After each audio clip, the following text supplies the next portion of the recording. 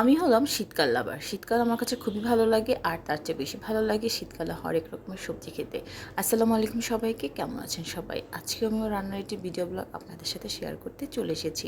তো আজকের ভিডিও ব্লগটা আমি সকালের বাজার দিয়ে শুরু করছি। তো এখানে প্রথমে আমি নিয়ে নিলাম ধনিয়া পাতা, বেগুন, আর এই প্যাকেটে ছিল শিম, আর এদিকে ঢেলে নিচ্ছি টমেটো, কাঁচামরিচ, ক্ষীরা, আর হচ্ছে আজকে ম্যাজিক নতুন আলু। দেখে আর লোভ সামলাতে পারলাম না, দাম হলো একটু, নিয়ে নিলাম। আর এখানে মুরগি, আসলে বাজারগুলো আমার বাসার নিচেই পাওয়া যায়, তাই আমি মাঝে মধ্যে বাজারগুলি করে থাকি। আর নিজে বাজার করলে মনে হয় মাছের সাথে মিলিয়ে আমি সব রকম সবজি নিতে পারি। আর এদিকে আমার ভাতটাও হয়ে গিয়েছে। আর এখন এখানে আমি প্রথমেই লাল শাকটা অবশ্য দেখানো হয়নি, তো লাল শাকটা আমি অফ ক্যামেরায় কুটে বেছে নিয়েছি। আর এখন এটাকে আমি ভাজিও করে নিব। তো প্রথমে লাল শাকে পেঁয়াজ আর রসুনটা ভেজে আমি শাকগুলি দিয়ে লবণ আর কাঁচামরিচ দিয়ে এই তো নেড়েচেড়ে চুলা ওপর চুলায় বসিয়ে দিব। আর এদিকে চুলায় আমি সবজি রান্না করার জন্য সব রকম মশলা দিয়ে আগে মশলাটাকে ভালো মতো ভেজে কষিয়ে নেব এক এক করে। এখানে আমি আদা রসুন বাটা, হলুদ আর মরিচ গুঁড়ো দিয়ে মশলাটাকে কষিয়ে নিচ্ছি। আর তারপরে এখানে একটু পানিও দিয়ে দিয়েছি। আর এখানে শিম আর বেগুন, আলু, নতুন আলু দিয়ে আমি ভালো মতো মশলাটাকে মিশিয়ে তারপরে সবজিটাকে কষিয়ে নিব। আর এদিকে আমি শাকটাও এই চুলায় শিফট করে নিয়েছি। আসলে প্রতিনিয়ত আমরা যখন দুই চুলায় রান্না করি এভাবে কিন্তু চুলায় শিফট করি ক্যামেরার সামনে ধরার জন্য। আর এদিকে আমার শাকটাও সুন্দর ভাজা হয়ে গেছে। আর শীতকালের শাকটা খেতে এত ভালো লাগে, একদম কালারটা একদম লালই থাকে।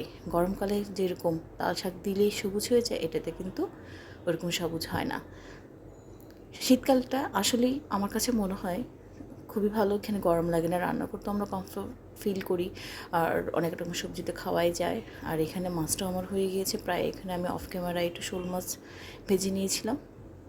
শোল মাছটা আর কাঁচামরিচটা দিয়ে এখন চুলায় বসিয়ে রেখেছি। আর এদিকে আমি একটু নতুন আলু দিয়ে শিং মাছও রান্না করবো, যার জন্য আমি শিং মাছটা ভেজে নিয়েছি। আর এখন এদিকে ফাইনাল ধনিয়া পাতা দিয়ে আমি সবজিটাকে নামিয়ে নিচ্ছি। আর এখানে শিং মাছ রান্না করার জন্য সেই একই প্রসেসিংয়ে আমি মশলাটাকে কষিয়ে নিচ্ছি। প্রথমে পেঁয়াজটা ভেজে এখানে আদা রসুন বাটা দিয়ে দিয়েছি। তারপর এখন এক এক করে আমি এখানে মশলাগুলি দিয়ে দেবো। এই তো এখানে হলুদ গুঁড়া দিয়েছি, মরিচ গুঁড়া দিলাম, আর একটু ভাজা জিরার গুঁড়ো দেবো। যেহেতু এটা শিং মাছ রান্না করছি, তাই একটু ভাজা জিরার গুঁড়ো দিয়ে মশলাটাকে কষিয়ে নিলাম।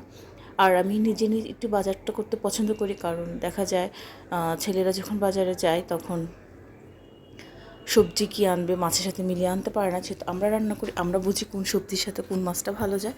তো মাঝে মধ্যে আমি এই কাজটা করি, আমি সবজি বাজার করে নিয়ে চলে আসি। আর এই তো আপনাদের সাথে কথা বলতে বলতে আমার এখানে মাছের মশলাটাও কষানো হয়ে গিয়েছে, আলুগুলো দিয়েও ওটাও কষানো হয়ে গেছে, টমেটো দিয়ে এখন চুলায় ট্রান্সফার করে দিলাম।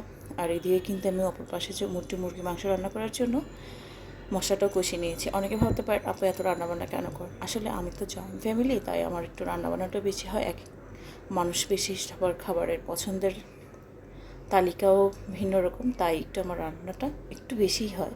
আর বাচ্চারা কিন্তু মুরগিও খাবে না, সবজিও তেমন, বাচ্চারা কিন্তু মাছ মুরগি তেমন ধরবে না। বাচ্চা বলতে আমার দুটো মেয়ে, ওরাই মুরগি দিয়ে খাবে, তার জন্য ওদের জন্য মুরগিটা রান্না করতেছি। নাহলে আমরা বড়রা সবাই সবজি, মাছ, শাকভাজি এগুলো দিয়ে কিন্তু হয়ে যেত। আর এই তো আপনাদের সাথে কথা বলতে বলতে আমার শিং মাছটাও রান্না হয়ে গিয়েছে। এখন আমি এটাকে ধনিয়া পাতা দিয়ে নামিয়ে নিব। আর ওইদিকে আমার মুরগিটাও হয়ে গিয়েছে। এখন একটু ভাজা জিরের গুঁড়ো দিয়ে মুরগিটা নামিয়ে নিয়েছি। আর পাশে মাছের জন্য যখন আলু কেটেছিলাম, আলুটা মনে হয় একটু পরিমাণ বেশি হয়ে গিয়েছিলো, আমি নামিয়ে এটাও সিদ্ধ করে নিয়েছি। নতুন আলু আর একটু ভর্তা খাবো না, তা কী করে হয়। আজকের ভিডিওটা আপনাদের কাছে কেমন লাগলো লাইক কমেন্ট করে জানাবেন, আর পারলে ফলো দিয়ে পাশে থাকবেন। আল্লাহ হাফেজ।